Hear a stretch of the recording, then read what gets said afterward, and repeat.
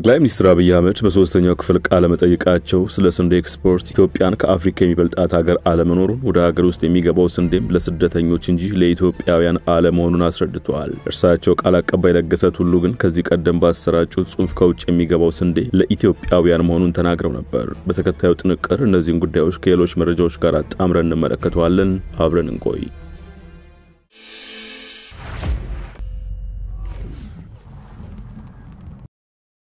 አብይ ኢትዮጵያ በአፍሪካ ቀዳሚዋ ስንዴ አምራች ብቻ ሳትሆን ከተከታዩዋ ግብጽ በ3 እጥፍ ትበልጣለች ሲሉ ተደምጠዋል። ይህንንም በድፍረትና በኩራት ነው የምናገረው ይላሉ።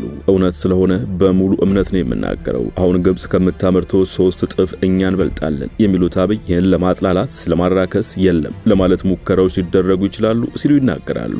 ግን ማንም ሰው ከአዲስ አበባ 10 እና 15 ኪሎ ሜትር ርቀት ወጣ ብሎ ማረጋገጥ ይችላል። መንግስታቸው ባለው ቴክኖሎጂ አማካይነት ደግሞ እነዚህን ማሳዎች በአካል ሊደው መጎብኘት ሳይጠበቅባቸው በሳተላይት መመልከት እንደሚችሉ አስረድተዋል። ኢትዮጵያ በአፍሪካ አንደኛ የስንዴ አምራች ሀገር የሆነችበት ምክንያት ቆላማ አካባቢዎችን መጠቀም በመጀመራቸው መሆኑን ጠቁመዋል። ነገር ግን ስንዴ እየተመረተ ከሆነ ለምን የዳቦ ዋጋ አልቀነሰም? ለምን ከውጭ ይገባል? የሚሉ ጥያቄዎች መነሳታቸውን በመጠቆም እኔ ግን እንደ ግለሰብ ይህንን የማረጋግጥበት አንድ መንገድ አለኝ ሲሉ ይቀጥላሉ። ስልጣን ከተረከቡ በኋላ ባሉት 3 ዓመታት ስንዴ ኢትዮጵያ ውስጥ ለሚጎድል እስከ $1 ቢሊዮን አውጥተን ካልገዛም በስተቀር ሀገር ውስጥ ያለው ምግብ አይበቃም የሚል ጥያቄ ይቀርብላቸው እንደነበር አስታውሰዋል። ይህ ጥያቄ ግራ ቢያጋባኝም ጉዳዩ እንዲፈጽም ግን እፈርም ነበር ይላሉ። ባለፉት 3 ዓመታት ግን 1 ብር ለስንዴ አውጥቼ አላውቅም ይላሉ።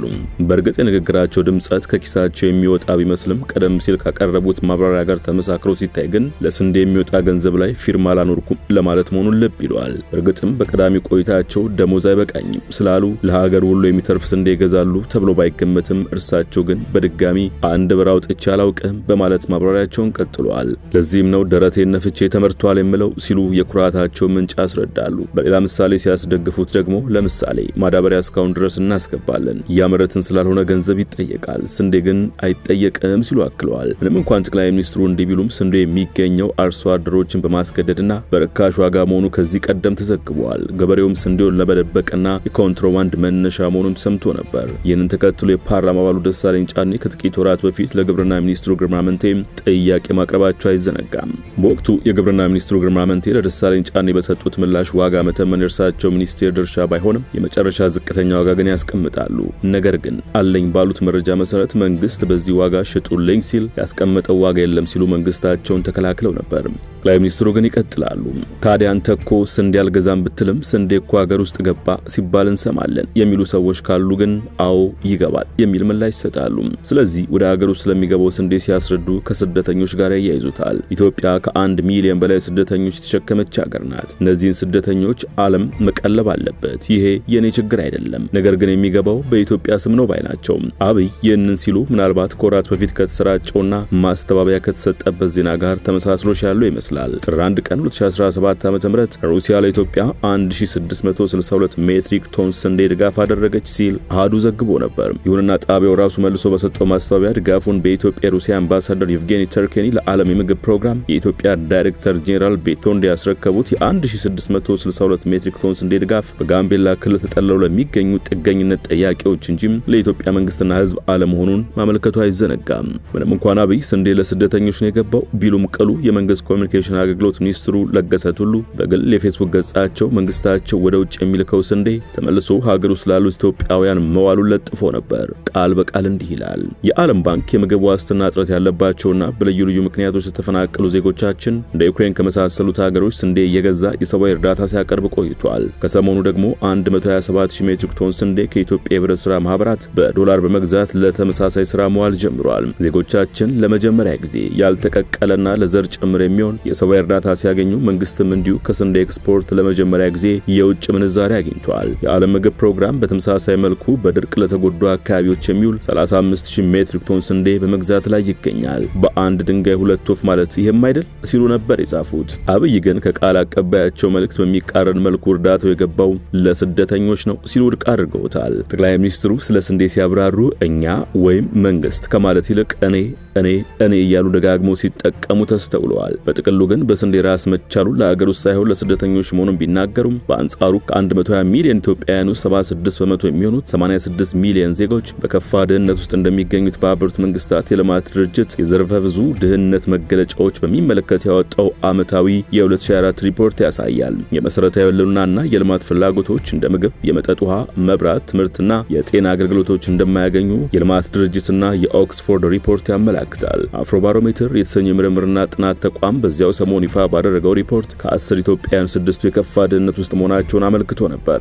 አብይ ግን እንዲህ ይላሉ። ኢትዮጵያን የሚያህል ሀገር ለራሷ አምርታ ማብላት ተስኗት አንዳንድ ጊዜም ከሷ ከሚያንሱ ሀገራት መለመኗ አሳፋሪ ነው ይላሉ። የትውልድ ጨክኖ ከዚህ አሳፋሪ ነገር ኢትዮጵያ መገላገል አለበት ያሉት ጠቅላይ ሚኒስትሩ ልጆቻችን ግን ይህን ጉዳይ ከታሪክ ውጪ በተግባር ሊያዩት አይገባም ነው ያሉት። እኛ ተረድተን ተረጅነትን ማውረስ የለብንም። እኛ ለምነን ልመናን ማሻገር የለብንም። እኛ ጋር መቆም አለበት። ኢትዮጵያ ውስጥ ካጋጠመን የስነ ልቦና ስብራት አንዱ ከተረጅነት ጋር የሚያያዝ ነው ያሉት ጠቅላይ ሚኒስትሩ አሳፋሪ የሆነው ተረጅነት ጌጥና ክብር መሆን የለበትም ሲሉ ገልጸዋል። እንደ ሀገር እምነት ወይም እሴት መሸርሸር አስፈሪ ነው። ለምሳሌ በሴፍቲኔት ለመታቀፍ ሲሉ ጥሪታቸውን የሚሸጡ መኖራቸውን በጥናት አረጋግጠናል። ድሃ ለመባል ያላቸውን እንሰት እንደሚሸጡ ጥናቱ አመላክቷል ባይ ናቸው። ባለኝ ላይ ጨምሬ ከልመና ልገላገል ሳይሆን ምንም የለኝም ዳነኝ በሴፍቲኔት ልታቀፍ የሚሉ አሉ። ይህ የስነ ልቦና ስብራት ነው ብለዋል። ልጅ እየቀያየሩ የሚለምኑም አሉ ባይ ናቸው። ይህ ብቻ ሳይሆን ከታች ያሉ አመራሮችም ከዚህ ጋር በተያያዘ መሸማቀቅ የሌላቸው ህገወጥ ድርጊት ፈጻሚዎች አሉ ነው ያሉት። በአንጻሩ ተረጅነትን የሚጸየፉና ከዚህ ለመውጣት በትብብር እንድንሰራ የሚያነሳሱ መኖራቸውን በተለያዩ የውይይት መድረኮች አይተናል ሲሉ ተናግረዋል። እርዳታ ለማቆም በመንግስት የተደራጀ ቢሮ መኖሩን ጠቁሞ በአጠረ ጊዜ እርዳታ ለማቆም በአግባቡ እየሰራ ነው ሲሉ አስገንዝበዋል። በ2013 ዓ.ም ኢትዮጵያ 27 ሚሊዮን ገደማ ተረጂ እንደነበራት አውስተው በዚህ ዓመት ያለው የተረጂ ቁጥር 3.9 ሚሊዮን ብቻ መሆኑን አስታውቀዋል። ይህ በሰራ ነው ባሉት የተለያየ ስራ 23 ሚሊዮኑን ነፃ ማውጣቱን ያሳያል። ይህ ትልቅ ድልም ነው፣ የኢትዮጵያ ማንሰራራት ማሳያም ነው ሲሉ ጠቅሰዋል። ከ3.9 ሚሊዮን ተረጂዎች ከ1 ሚሊዮን በላይ ያሉ በውስጥ ግጭቶች ከቀያቸው የተፈናቀሉ ናቸው። በፍጥነት ወደ መኖሪያቸው ሲመለሱ የተረጂ ቁጥር በአጭር ጊዜ ይቀንሳልም ብለዋል። መንግስት ባስቀመጠው እቅድና ህዝባችን ነበረው ባሉት መንገድ ጋፉን አጠናክሮ ከቀጠለም የኢትዮጵያን እርዳታ ጉዳይ ቢበዛ 2 ዓመት ነው፣ ከዚያ በላይ አይቀጥልም ሲሉ አመልክተዋል። የንስኬት ለማምጣት ተሄዶበታል ያሉት መንገድንም ሲያብራሩ የስማማ ተፈጥሮ መኖርና በአመት 2 ጊዜ ማምረት መቻል የሌማት ትሩፋትን ጨምሮ የተለያዩ ኢኒሺዬቲቮች ተግባራና ስኬታማነት ቆላን ጨምሮ የበጋ እርሻን በአግባቡ ለመጠቀም የተደረጉ ጥረቶችና መረጃም የማጥራት ስራን ጠቅሰዋል። የተገኘውን ውጤት ለማስቀጠል ልዩ ትኩረት ማድረግ እንደሚገባም አስገንዝበው ከእያንዳንዱ ዝውውር ወይም ትራንዛክሽን ፈንድ ማሰባሰብ ሳይበላሽ የሚቆይ በቂ የእህል ክምችት እንዲኖር ማስቻል፣ የእርዳታ ኮሚሽን እርሻ ላይ በስፋት እንዲሰራ ማድረግ፣ የመንግስትን ለአደጋ ምላሽ የመስጠት አቅም ማጎልበት፣ ማዕድን ማጋራትና የትምህርት ቤት ምገባን ማስፋፋት የሚሉትን ዘርዝረዋል። ኢትዮጵያ እያንሰራራች ነው። በቀጣይ እርዳታን በማቆም ወደ አጋዥነት መሸጋገር አለባት። በጥቂት ዓመታት ተረጂ የነበረን 23 ሚሊዮን ወገን ነፃ ማውጣት ቀላል አይደለም። በተገኘው ውጤት እንኮራለን። በቀጣይ ብዙ እንድንሰራም አቅም ይሆነናል ያሉት። ዛሬ አሰናዳኑን ጥንቅር በዚሁ ቋጨን። ስለተከታተላችሁን አመሰግነን። ጤና ይስጥልን።